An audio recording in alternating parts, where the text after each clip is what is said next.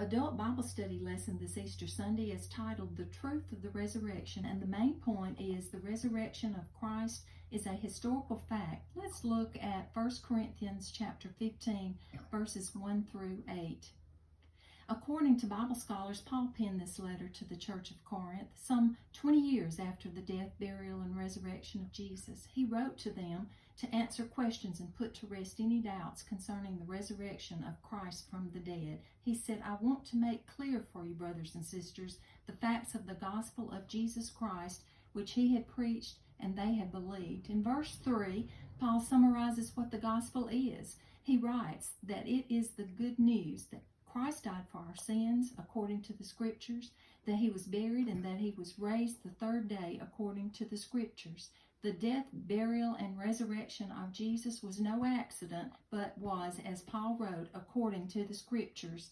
The resurrection is the bedrock, the very foundation of the Christian faith. It is, as my pastor often says, the string upon which are strung all the doctrines of the Christian faith. For without the resurrection, there would be no Christianity, no hope, no power over sin and death. Beginning in verse 5, Paul gave his readers great factual evidence of the resurrection, a list of groups and some individuals, different people at different times, who had all seen, walked, talked, or fellowshipped with the risen Lord. First, he lists Cephas, who we usually know as Peter.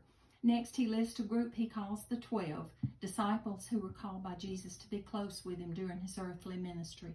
He lists a group of over 500 to whom Jesus appeared at one time. Paul wrote that most of them are still alive, and if anyone doubted Paul, they could ask the people themselves. Then he lists James, the Lord's half-brother, and also all the apostles. Last of all, Paul wrote, he lists himself. Once Paul saw the resurrected Christ on the road to Damascus, his life was changed forever from a life of actively persecuting Christians to becoming a faithful follower of Jesus. 3 key points are made by Paul in these verses. They are, number 1, Jesus died for our sins, but he is not dead. Number 2, Jesus was buried, but he is not in the grave. And number 3, God raised Jesus from the dead, and Jesus is alive.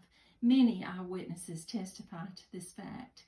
Romans 10:9, if you confess with your mouth Jesus is Lord and believe in your heart that God raised him from the dead, you will be saved. May we all be bold as Paul was and share the gospel truth of the resurrection of Jesus.